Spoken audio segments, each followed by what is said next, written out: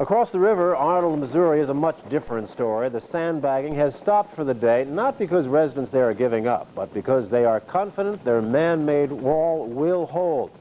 Operations are underway to reinforce the levee. Still, many homes are flooded, including 12 more that took on water yesterday. Well, now, the levee breaks in Monroe County, Illinois may actually relieve some pressure on St. Genevieve, but the historic town still braces for a 49-foot crest tomorrow. Today, crews worked to patch a few sand boils that surfaced behind the main levee. The failure of a backwater levee yesterday flooded 24 homes and businesses and also heightened concern. But most of the rest of the town remains dry. 34 days of sandbagging will be tested tomorrow, finally. I'll be glad to get it over with. It's been a long time, and we think we can hold another. We got another 1 2 tenths coming, and we think we can hold it. We've held all this so far, and we think we can hold that another 1 2 tenths. Well, Bowman expects the water to remain near crest level for 2 or 3 days. The few families remaining in low-lying areas should be evacuated by tonight. But the dreaded word rain apparently... And I'm Dan Gray. Tonight in Chesterfield, we'll see how folks are coping with a disaster they thought they would never see. Chesterfield police are issuing an order to businesses to stay out of the flooded area.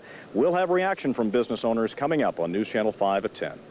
Out through the Valley Spring levee in Monroe County, Illinois, gobbling up thousands of acres of farmland in its path. Even a mighty tree that had stood for ages was no match for the mighty Mississippi. Neither were any of the vessels moored along the riverfront. Swift currents sent 4 of them on a wild ride down the river. The Burger King boat crashes into the Poplar Street Bridge with a violent fury. And a new week of flood danger begins where the last one left off, with another levee break flooding homes and farms in Monroe County, Illinois. Well, the Missouri Air National Guard is on alert against foot diseases usually associated with war. Banks. And the green you still see in the midst of the water are berms that are high enough that they just have not been covered by the water yet. Now, the Army Corps of Engineers consider a normal year for rainfall, 1989, they considered 11.6 feet of average rainfall, but on the level, rather, right, the river level. But on July 25th, 1993, the average gauge reading was 31 feet, from 11.6 feet to 31. Again, an amazing picture. It was just a narrow ribbon, and now look how wide it is now, the banks. And the key is now as to how long it would take to go out. Opened it up, it would probably flood at South St. Louis.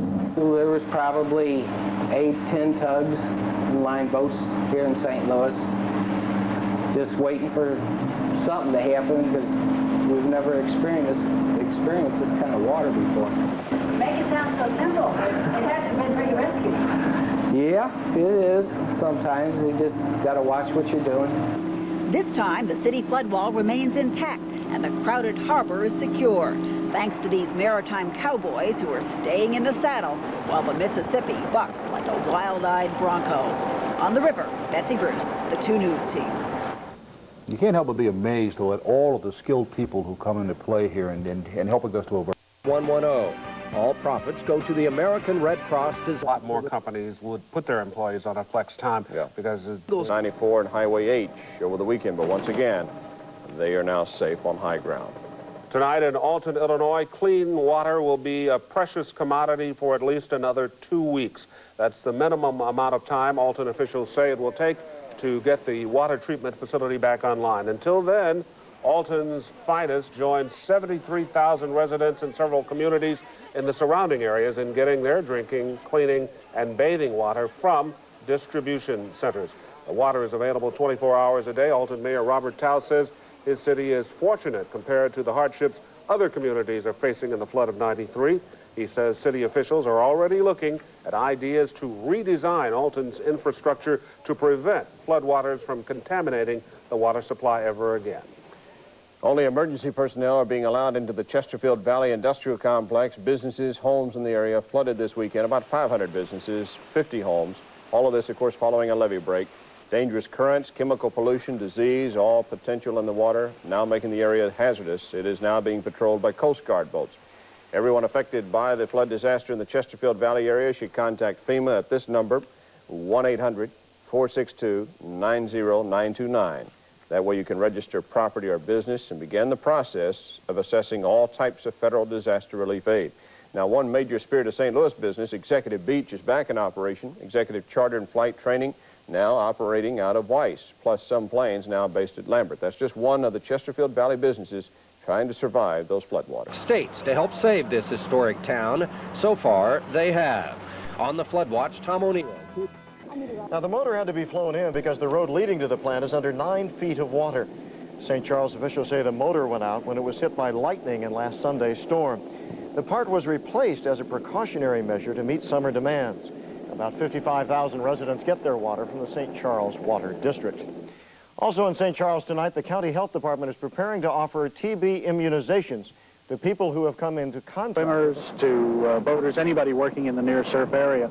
If they're still floating, propelled by waves, they can do a lot of damage to an individual. Officials say while they have a good idea the debris is coming from the Midwest, they have no way of knowing yet for sure if it is from the flood regions. And this traffic note, Missouri... He was born without arms, so he's using his feet to help a good friend save her house in Chester, Illinois. I'm not the kind of person that can sit by and watch this stuff go on. You know, I got to try to help and do what I can. Despite Strong's help, the river is so far winning. Tonight, water is over the porch. Michael Strong did as much as he could, a whole lot more than anyone could expect. I feel lucky today. Elise gave the flood perhaps the lightest look so far. While doing a story on single sandbaggers, Elise not only told TV Land her name, she gave her phone number, too. Sandbagging not just a civic-minded venture for her. There's about 10, 20 men to every one woman. It's great. We're happy to say Elise's sandbagging efforts have bagged her a date with none other than the man she called the Sandbag Stud. They're scheduled to go out this weekend. And how can anyone forget Too Tall, West Alton's beloved river rat? Living on a houseboat, Too Tall never evacuated the floodwaters, and thank goodness for that, because he was there to rescue us when we got stranded on a Coast Guard boat after our motor died. I got people out here I don't like and I've helped. Well, that's good. Tonight, Too Tall is still out there somewhere. He doesn't have any electricity. He's getting food from the Salvation Army, and those who see him say he's as ornery as ever. One of the furrier faces of the '93 flood is Little Kitten. Remember this shot? The kitten and her family stranded on a porch in West Alton as floodwaters rose. The owners went back to get the cats, but they apparently missed one. That was the one we found when we checked the porch again. She was frightened and wet.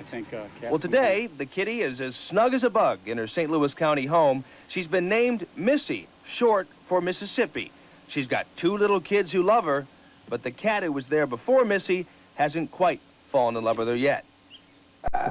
And their stories. Unfortunately, not all the endings are happy. We wish they were. It was heartbreaking to have to call Tim and Sarah today and find out what has happened to their home. But they thank all the people who have helped them, and there are people who are going to help them clean up. Well, you drew us closer to them, and a lot of folks were concerned about the whole story. And Hemingway reminded us that people can be destroyed but not defeated, and I think that's what we've seen. Town of Prairie du Rocher. We want to show you some pictures from earlier this morning when the Corps had a barge out here, and they had a crane, and they were digging out huge sections of this levee, and you can see that the water began gushing in at a rapid rate. And within just a few hours, Art and Jen, it has filled up this valley just to the north and west of Prairie du Rocher. And Alan, this is a precedent-setting move by the Army Corps of Engineers. Well, we were down here a few hours ago, and a lot of this land we're looking at that's flooded now, we'll go back live to the helicopter, and it's now underwater. So we do have a lot of, there's a farmhouse that's now underwater. That farmhouse right there was not underwater a couple of hours ago. So the water is coming in at a tremendous rate. And even though this town has been evacuated for quite some time, you can see that down on the main levee that is protecting the town of Prairie du Rocher, there are a lot of people down there.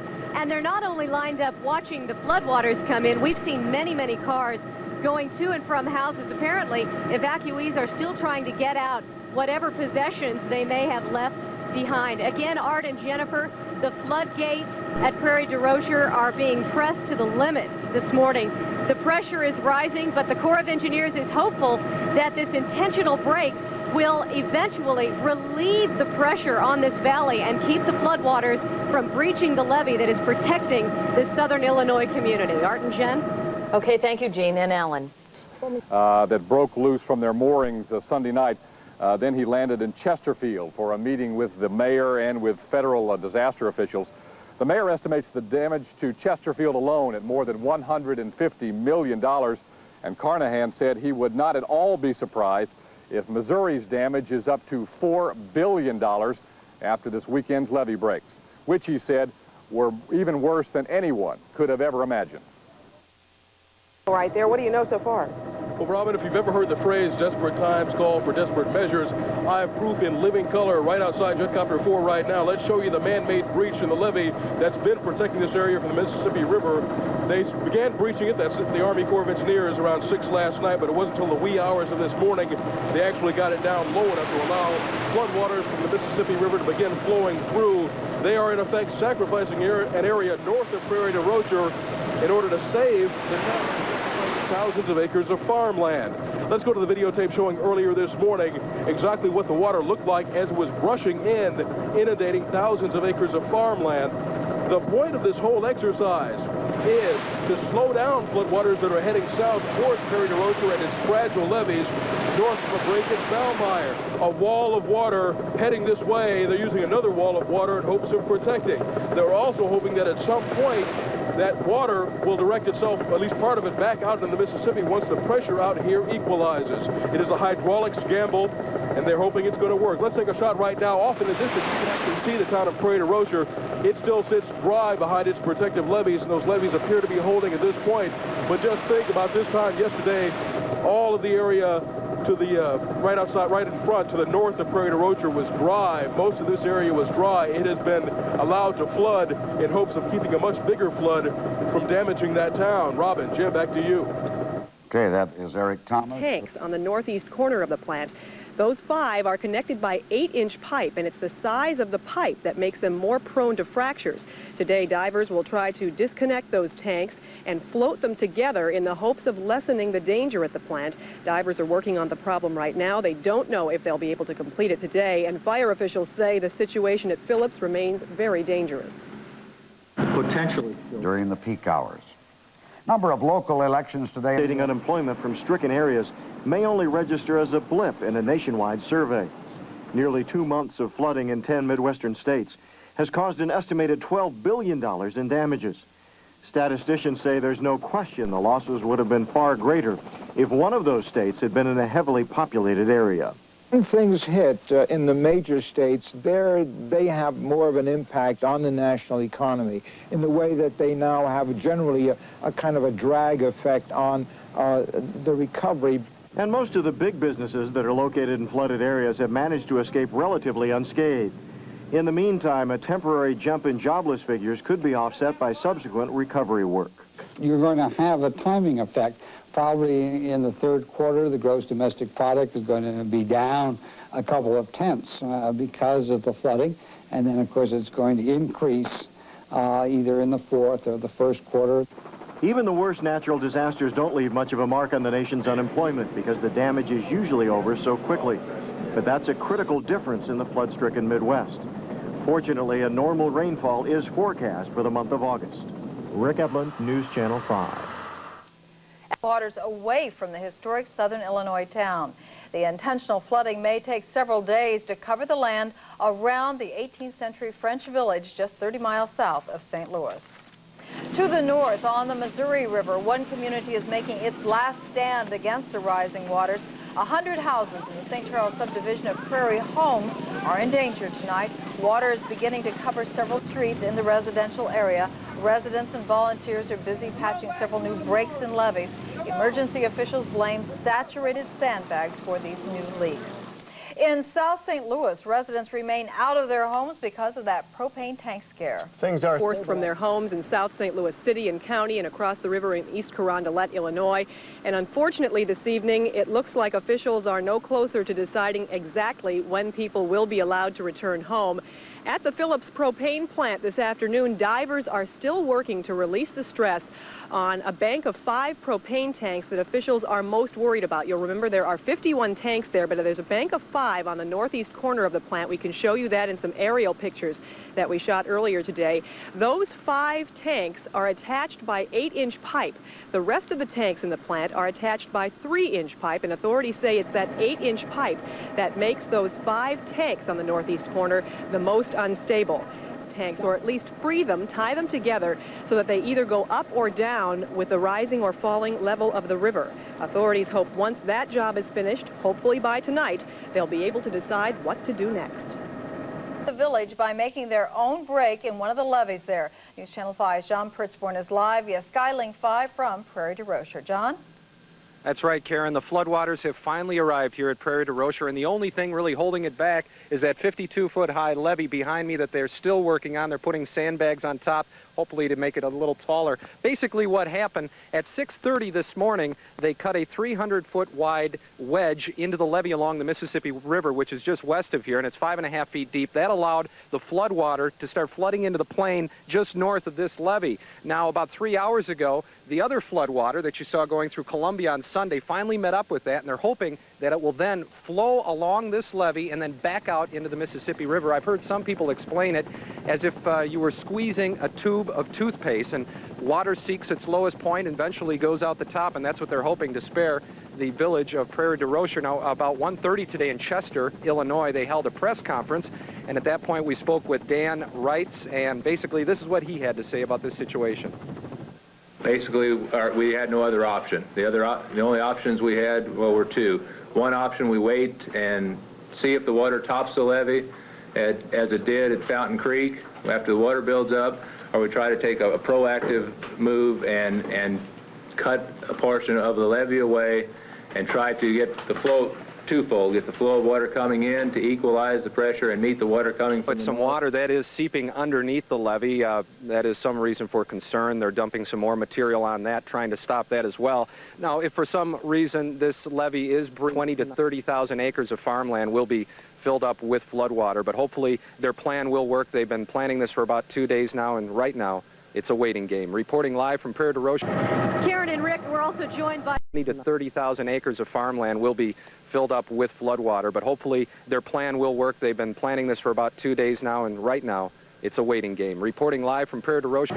Karen and Rick, we're also joined by photographer Joe Young, and he is showing you a live shot of the Poplar Street Bridge, where crews are inspecting at this moment the structural integrity of this bridge. And Joe, if you can gyro zoom in, we'll show the folks at home what we can see here. There are 2 crew members hanging in that basket, suspended over the Poplar Street Bridge by a crane, and they've been there for quite some time. And Alan, you've noticed some objects falling into the water? I believe it's pieces of the Burger King barge that may be stuck on the bridge complex, and they're just cleaning the bridge off just a slight bit. And those workers are just cleaning it up right now. They did inspect the bridge the other night after the accident, so the integrity of the bridge is okay. I think they're just kind of cleaning it up right now, Chief. All right, and in 15 minutes, Karen and Rick, we will be in Chesterfield, and we'll show you the latest there from Chesterfield Valley, of course. But he believes the cost of Missouri alone now has risen to $4 billion, up from $2.7 billion. Well, Jeff was with the governor as he toured Chesterfield today, and Jeff joins us live now with more on the governor's visit. Jeff? Rick and Karen, after touring this area today, Governor Carnahan called the flooding in the Chesterfield Valley here devastating. At the same time, he promised local officials here that the state will do whatever it can to get the business people and homeowners back on their feet again. Carnahan was flown by helicopter over the flooded Chesterfield Valley. In some places, the water remains 10 to 12 feet deep. About 500 businesses and 50 homes are underwater here and will be for several more weeks. An estimated 4,000 acres are underwater, and about 4,000 people can't get to their jobs. The governor has called a flood summit meeting in Jefferson City for this weekend, and he promised the state won't forget about flood victims after the waters go down. Homes. For 5 weeks, these sandbag levees have held, but this morning, the pressure and the saturation overpowered the wall of protection. We had some severe leaks. Water's been on these bags out here for quite a while now, and we're starting to get some serious leaks. So with the resources we got on hand and good volunteers, we're going to try to shore up the whole thing again. River water filled their quiet streets. So did leeches, mosquitoes, and river flies. But still, soaked feet and all, they worked on.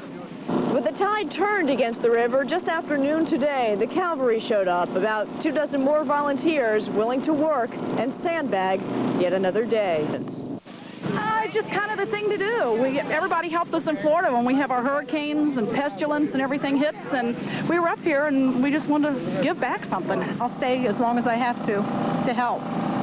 I guess the fight isn't lost till there's no hope, and as long as we still have hope. In fact, so do the people who live in prairie homes. Apparently, at this hour, most of the serious leaks are shored up. All along, a very, very slow fall. The National Weather Service predicts here on the riverfront, at least, the river will not get below flood stage until along about the first or second week of September. Now, the latest stages from the National Weather Service and the Army Corps of Engineers shows that, for the most part, the rivers are holding their own with just a slight in the case. One of the best places to see the flood of '93. We'll have, of course, more on the rivers and the two-state forecast coming up in about 45 minutes. Well, Bob, a lot of people mark the water, of course, by the steps leading to the arch grounds. Can you have your cameraman pull back a little bit and show us exactly where we are here on those steps? Sure. We're like, I'm on the second landing of the 3 landings, and as you can see, the water is lapping up somewhere about midway through this next set of steps below me. Basically, what you're looking at is water that is about 18 feet deep on top of Lenore K. Sullivan Boulevard down here at the riverfront. Yeah, I was about to say Lenore K. Sullivan Boulevard is way down there under the water. Yeah, again, so the Weather Service says you won't see the boulevard until long around Labor Day or maybe even a little bit after that. All right, Bob, thank you. We'll check And back with you dozens later. of tourists. We'll be seeing more of them later. Oh, yeah, it is fascinating to watch. Well, thousands of people in South St. Louis are out of their homes. Next, we're going to take you inside a shelter, and there you'll hear some of their concerns. Well, now, we understand that there may be some changes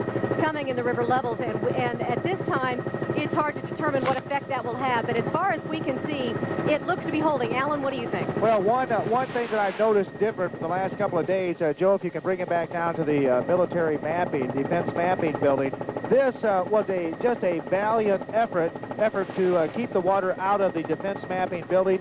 It failed over the weekend or the last day or two. It did flood, as you can see, water almost up to the roof of the defense mapping building, and that a lot of employees, they worked real hard to keep that water out there, and that effort failed.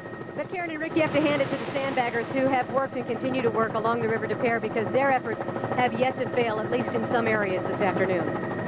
Yeah, you certainly do, Gene. That is supposed, of course, to be, the River des Peres is just supposed to be a storm drain, and looking at it right there, it looks more like the Mississippi normally does. Absolutely true.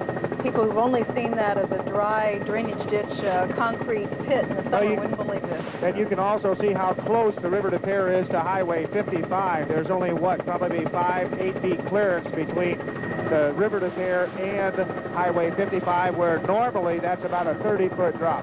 And so it's getting a lot of attention from the motorists, as Alan has been saying this afternoon. That's where the slowdown is this afternoon. Sure. It does seem to be dropping away a little bit from those sandbag levees, which it looked perilously close to topping just a couple days ago. Yeah, we see that as well, and that's why we're impressed with the fact that it is held today. That's impressive. Good work. Thank you both. We'll check back with you a little bit later.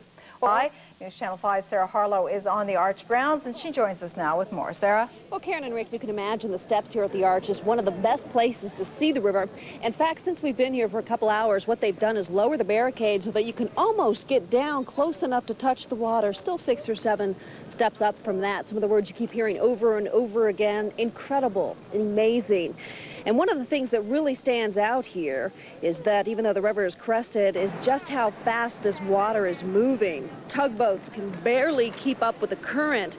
They're trying to chug up the river. Tourists continue to be fascinated with what they see. It's just incredible to see the river and the power of the river, and the fact that it's just gone way up over everything and that everything's covered. We have a small river in Cleveland called the Cuyahoga, and you basically could swim across that if you had to. And to see the force of the river here, it's amazing. And to know there's another flight of steps down to where the river reaches. Wouldn't want to swim across this one, would you? Not at all. Not at all. I don't think you'd see anybody trying to swim across this river, especially with some of the huge logs you see floating by. A couple of weeks ago, I had a chance to go out with the Coast Guard, and I asked them, what are the things you're starting to see now, starting to float down the river? And of all things, they told me they keep seeing refrigerators floating on down the Mississippi. I thought that was kind of interesting. A lot of people are down here looking for the Burger King boat. It's not here. It's a little farther downriver. As you recall, it hit the Poplar Street Bridge late Sunday night, so it's not here. If you're looking for that, don't come down here. You're not going to see it here. But a great view otherwise. Reporting live from the Arch Grounds, Sarah Harlow, News Channel 5. Back to you, Karen and Rick. Sarah, is it because of the accident Sunday night that tourists and visitors were pushed back to the Arch? We understand it yesterday. Now they're up on the riverfront? Yeah, it's a combination of what they thought was going to be a higher crest and the accident. They just wanted to keep people up. Also, they don't want people to get too close to this water because it is moving so quickly. They don't want anyone, trying to scoop up a handful of the Mississippi and accidentally toppling on in. So they were keeping people back. But now that the river's going down, people are actually able to get a little bit closer. All right, Sarah, thank you. That view of the flagpoles really tells the story, too, as we watch the water rise and we hope soon fall. So far, Alton residents have been without water since Sunday. Illinois American says they hope to restore service in a little less than 2 weeks.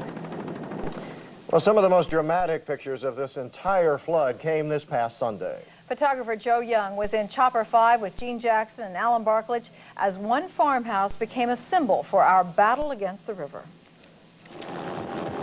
There's an actual breach in the levee at the farmhouse, and water's just flowing through it at a tremendous rate. Now, the problem is, they could probably have another hour or so up on the levee before too big of a problem, but if that levee starts to go, there's no telling how long the levee or how large of a stretch of the levee will break at one time. The difference between the levee break earlier and now as we come around the tree here, it's unbelievable how quickly this water starts coming through. It's digging a pretty good-sized hole, probably 5 feet deep right now in front of where that levee was. And the sandbags are being washed right down in there with it. You can see it coming around the other side of the farmhouse now and filling up in front of some silos. Water is pouring through into this area. Yeah, it's racing in there now, Alan. And it's getting bigger by the minute. Before too long, this is going to be a major break in the levee. Here we go, here we go. Here goes a part of the shed that held and housed a lot of the animals. It's now washing away. You saw the walls collapse underneath, and the roof and the contents are now washing away in that flood water. I think you have to wonder whether the home is going to be able to withstand the force of the water. That house is starting to go. Oh, Jeff, it's unbelievable. There it goes. Just now lifted off the foundation, and it's just crumbling in the rapid and the violent waters here that are coming through this levee break about 3 miles south of the Jefferson Barracks Bridge. We've watched the silos go, we've watched the barn go, we've watched a shed go, and now the house itself has been lifted off the foundation by these floodwaters. It's just unbelievable. The trees are actually snapping in two as well. It's just a tragedy. The farm was located in Monroe County, Illinois, about 3 miles south of the J.B. Bridge. Editor Ellen DiFilippo put together that video for us. An amazing piece of video there. I think 30 years from now, when people talk about the flood of '93, those are the pictures they're going to show. They'll say, do you remember? Fingers hoping a desperate strategy will save their town. The wait continues. And Missouri Governor Mel Carnahan now. It's underwater. We can't see it from here because of the tall trees right over here in Fountain, little town of Fountain. Well, these farmers here have lost a lot more than we have. Still, they all seem to gain strength from viewing their tragedy together, knowing they must rebuild together, and knowing that the keeper of their cars today will inherit what they put back together tomorrow. Through the mouths of the babes comes all the hardship and the wonders, the sweetness for the parents. And then the adults will be working together from seeing the generosity of the little ones. As for Alan, all he knows right now is that he can tell his teacher a good story about how he spent his summer. I'll tell her I gave money to Monroe County Flood Relief. Don Johnson, 2 News Tonight. Well, so far, he's going to keep collecting. Staunton is used to floods, but nothing like this one. Levees fell and the river took more victims. Grafton, picturesque, familiar to tourists and weekend family visitors, took on an uninvited guest. And the Great River Road became a part of the river. The floodwaters swept across St. Charles County, eventually claiming 48% of it, and the crest was yet to come. In mid-July, the pressure in St. Louis was eased slightly when a major levee broke in Quincy. The water claimed anything in its way. There was little in the way of relief as town after town, community after community, fell one by one as the water surged southward. But by the middle of the month, the rivers were having their way with anyone and anything they wanted. The Merrimack and River des Peres had long since been backed up. The high water brought with it misery and heartbreak. Places like Arnold, Limay, Kimmswick, Crystal City, St. Genevieve, and Kaskaskia Island became everyday datelines. Nightly, we showed you pictures of people helping people, sandbagging, volunteers, fighting all too often a futile battle against the waters. Then the water came even closer to all of us when the first levee in St. Louis County failed.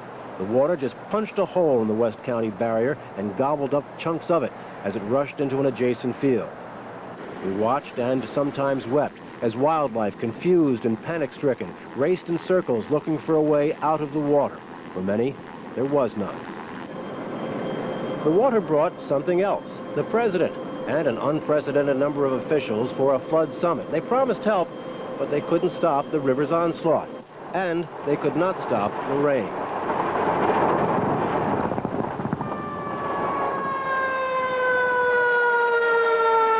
The storms here and to our north and the flash floods they spawned flooded streets, adding inches to river levels and a new depth to our pain. We had a new dateline, Cliff Cave Park. One by one, 6 bodies were brought from the cave where an ill-advised field trip had ended in disaster. And still there was no end in sight, and volunteers struggled in the face of the expected crest. Kaskaskia Island, totally inundated in 1973, thought it had a chance this time. Well, we got a new levee here, 50 foot. We're pretty confident in it. But the river laughed at the island, and within a few days, the new levee proved no better than the old. The island was again underwater. Figure you'll stay? Yeah. No doubt about it. Yeah. Got a little disagreement here. He'll be by himself between me and his son. But the river doesn't listen, and numb senses took another jolt just this past weekend when Chesterfield made the flood's hit list. Hundreds of businesses went under, literally. We watched heroism again, a dramatic rescue by air. We awaited an imminent record crest amid a new danger, propane. Thousands were evacuated from South St. Louis. The propane threatened a huge fireball which could incinerate neighborhoods on both sides of the river. Unbeknownst to experts, the crest had come, taking city riverfront tourist attractions with it as far as the Poplar Street Bridge. The crest moved rapidly to the south. Still another levee break, this one in Monroe County, Illinois, on Sunday. It opened up new territory to the floodwaters, and it provided new victims. The town of Valmeyer never had a chance once that levee went just to its north. And now, 1 month after it all began in tiny Winfield, the people of Prairie du Rocher have invited the river in, hoping that by giving it a little, the rest will be spared. It's risky, for if we have learned nothing in the last month, we have learned that the river is not to be trusted. I'm Don Marsh, the 2 News team. And if and when this ever comes to a conclusion, we still have then the long, difficult cleanup. Ask for the office of your senator or representative there, and we tell you... For Brian Howe, spotted while taking some pictures from Jetcopter 4 this morning. It is a picture that led to this story from Lois Ford Long. It was just a small orange speck in a sea of floodwater, perched on top of a power pole, clinging for dear life.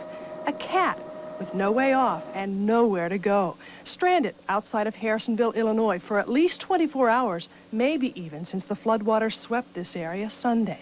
The cat very nearly became just one more small tragedy in the huge flood story. It was stranded about 2 miles out this way in the water. Monroe County has no humane society to help out, and all the other local animal agencies either had no boat or were busy with their own rescues.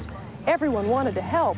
No one could. Then this afternoon, the Coast Guard and a supervisor from Illinois Power learned of the cat's plight. They went out by boat to the power pole and found the cat still there. The utility man went up to pick him up, and he made a leap for the water. That's when we took the boat around and plucked him out. And he was not real pleased at that time. It was a wet, bedraggled, frightened cat taken to the Waterloo Animal Hospital. Tonight, it's getting food and medical attention. He's a little dehydrated, really scared. He's probably been up there for a period of time and just been hanging on, so he's pretty weak. But the cat isn't out of danger yet. During the rescue, it bit Wes Newton's hand. By law, it must be held for 10 days to make sure it doesn't have rabies. And in some areas, a cat that bites cannot be put up for adoption. But Dr. Boehm says in this cat's case, he'll make an exception if he can. I think the cat was scared and stressed out, so once he calms down and finds a good home, he'll be fine. In the meantime, the cat that survived days on a precarious perch is safe and dry. And despite the cat bite, Wes Newton is glad. At least we gave it an effort and got him back here. I'm Lois Ford Long, News 4. July 21st, Street Bridge. This is exclusive video shot from Sky 2 of the runaway Spirit of the River, the Burger King boat, crashing into the Poplar Street Bridge. The crash tore off her third deck, a pilot house, and 2 magnificent smokestacks. She made it about 2 miles south of the bridge before being corralled by a towboat.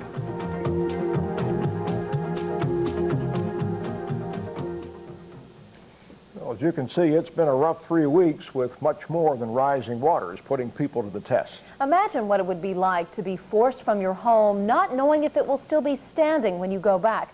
The 2 News team's Dennis Riggs has captured those emotions, and he joins us now live from West Alton. Dennis?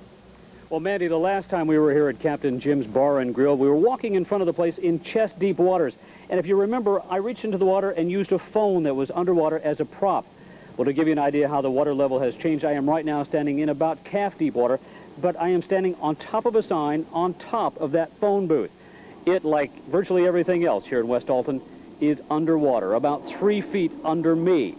Now, to give you an idea how destructive and heartbreaking all this water has been, we're going to reintroduce you to a West Alton couple who's been through it all. 3 weeks ago, we went with George and Elaine Zubina as they saw their flooded home for the first time. We shared their joy at finding the house dry and safe. Well, VCR is still here, so the looters were good to us. And we shared their heartbreak at the loss of a life's work and a hobby that was a special bond between husband and wife. What is it, George?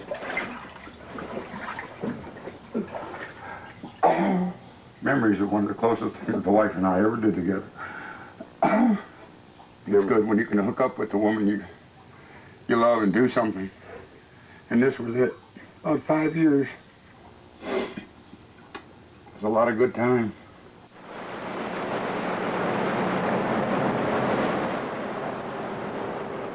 As the floods crest, we're going back home with George and Elaine.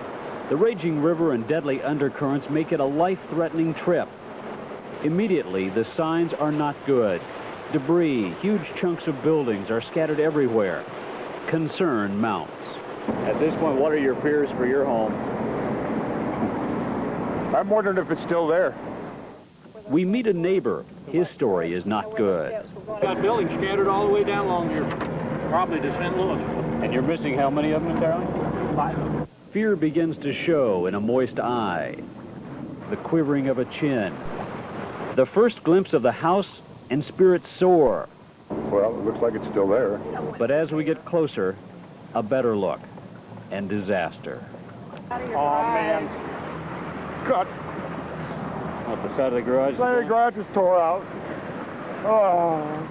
Elaine, you can look through the house. The walls are gone. Oh, my God, it is. It looks like a tornado went through there. What can you see? I don't see anything. It's like everything's gone. There was a desk and Yeah, there was a sewing machine and all that was still down in there. There's nothing left. It took everything. Even the stuff we put up is gone. Oh, man.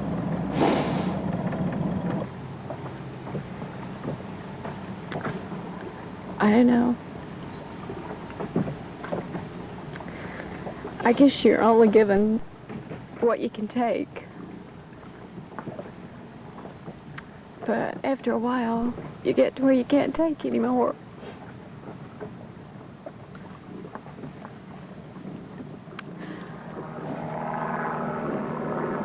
Everybody always asks why you live in a floodplain. You live there because that's where you like, and you just take your chances. You'll be back? As far as I'm concerned, we'll be back. I don't know whether she's going to make it or not. What do you think, babe? Yeah, I think we will. We just have to start over. Trying to wash us away. Trying to wash us away.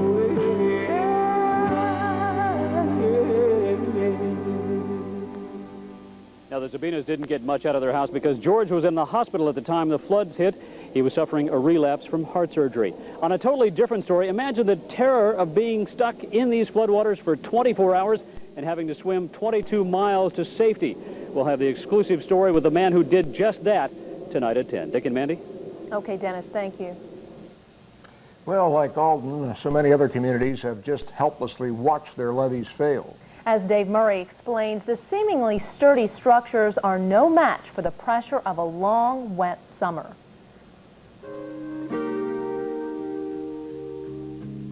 As if we haven't had enough from Mother Nature already, scorching summer heat is making life even more miserable. And sandbaggers are getting the worst of it. Listen to Team Bruce Gordon. From the sky it comes, the latest thing or the last thing that anybody wants to see.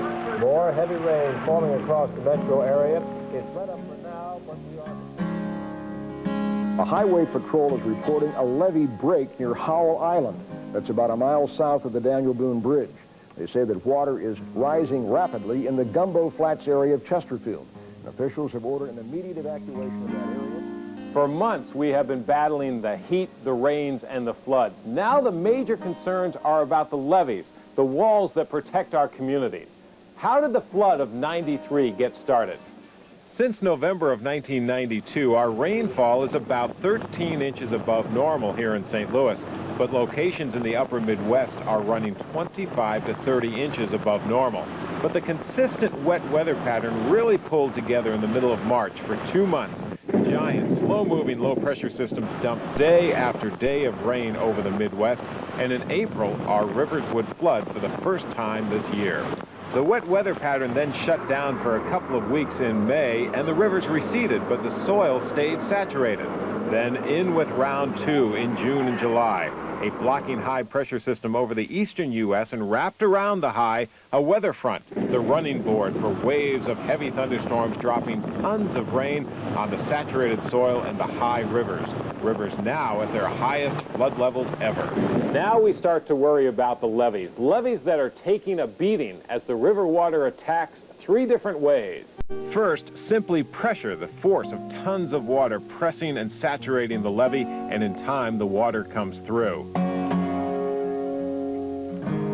Second, with record high levels on the rivers, the water tops the levee, often damaging upper levels and then breaking through.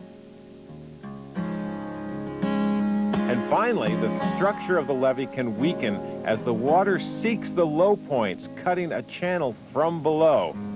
In all cases, the levee erodes away and collapses, allowing the floodwaters to take control. So when is this going to end? It really appears the stagnant wet weather pattern is over. But for how long? One thing is certain, nature will have its way. We can only hope the worst is over.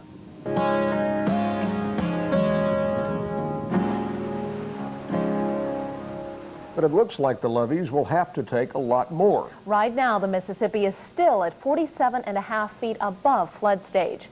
Well, when we live closer to the water, we live closer not only to its beauty, but to its danger. Yeah, we've seen it in the pictures, and we've seen it in the eyes of the victims. You'd think that Old Man River is trying to reclaim its land. The river tried to reclaim this St. Louis neighborhood, but didn't know what it was up against. When you go in, you don't know if you're going to save it or not. When we come back, you'll meet some of St. Louis's floodbusters. Their uplifting story of triumph over tragedy is next.